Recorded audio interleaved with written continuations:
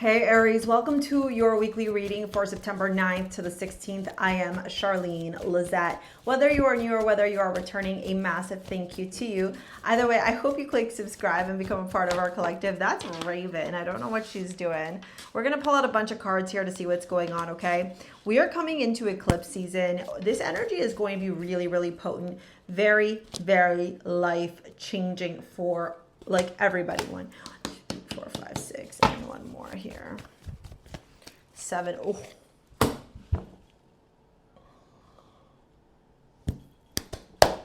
Okay. All right. We got strength, death, temperance, 2 of cups, the world. Okay. 1, 2, 3. You have 4 major arcana happening this week. That is humongous. If you have been learning how to read tarot, you'll know that the more major arcanas in a reading, the more powerful, the more potent the energy is. Okay. Like my mother would say. That's how my mom behaves. Okay.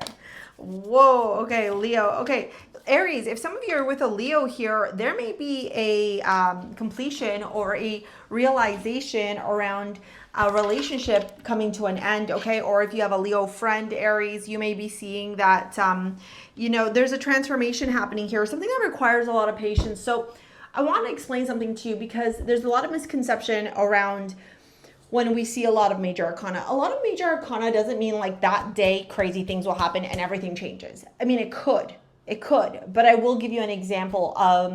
A couple of weeks ago, somebody within our extended family made the decision to pass away using the assisted services that are offered, right?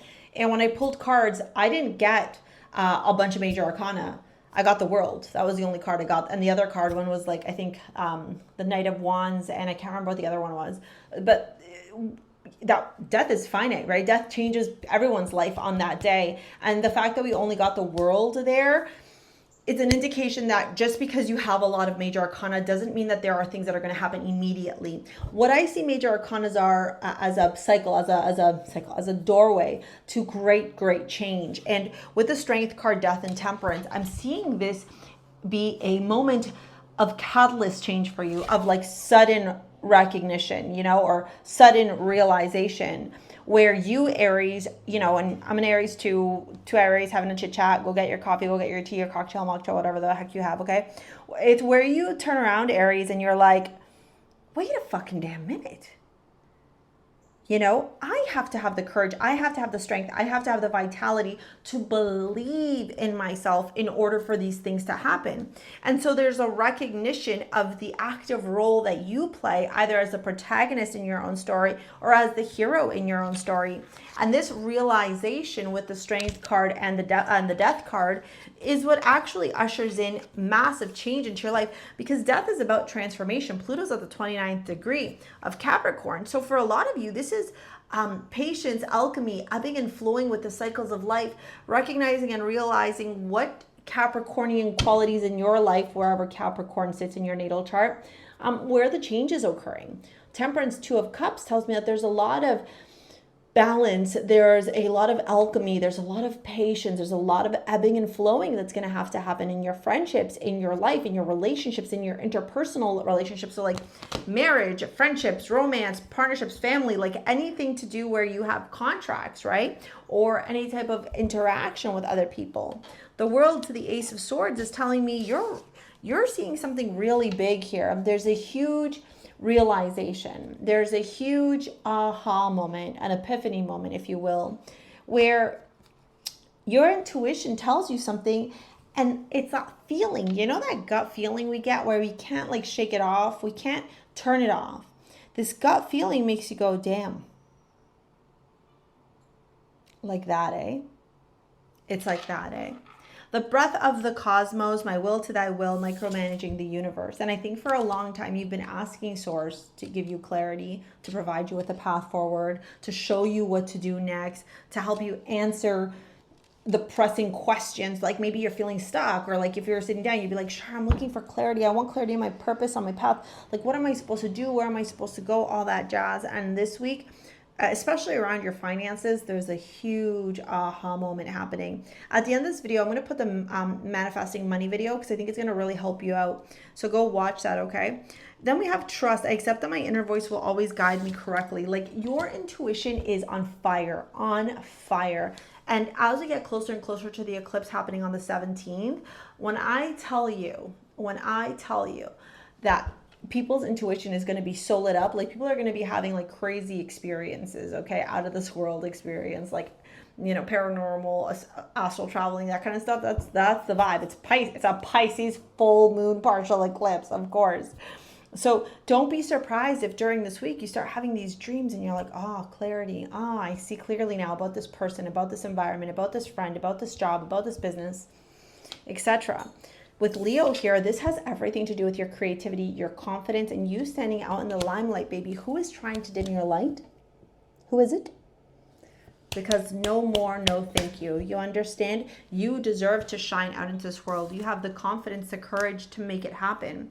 Ace of Swords and the Ten of Pentacles is an indication to me that as you get clear, as you get specific, as you understand more and more what is transpiring, okay, you're going to know the path forward to reach all your financial goals, to build that legacy, to build that financial stability, to create that wonderful life of fulfillment that you've been seeking, right? So it's like the universe turns around and goes, this is the path.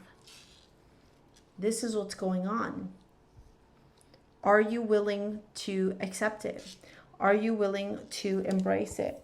Are you willing to take the leap of faith? Even with Victoria, we haven't even dove in to your love reading yet, but Victoria, the amulet from StarSea Jewels, it's all about being victorious when you trust your intuition, being victorious when you connect with source consciousness, with your higher self. Can you put away the ego, Aries, and listen to your higher self?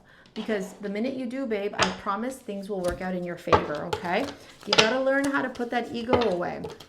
I was actually having a conversation with one of my clients about that. They booked a session and we were sitting down and I was like, your ego is literally what's blocking all this stuff. We all need ego, Aries, but when the ego acts as the protagonist, as a saboteur, that's when we know that we got to purge that shit, right? And that's what's happening here, babe.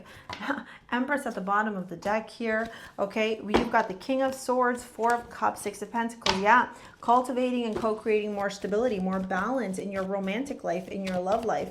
How can you do that if you don't love yourself, if you don't believe in yourself, if you don't trust yourself to make the right decisions?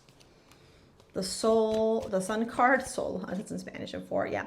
Nine of Pentacles, yes. This, for a lot of you, is about breaking free from unhealthy relationships, relationship patterns, relationship dynamics.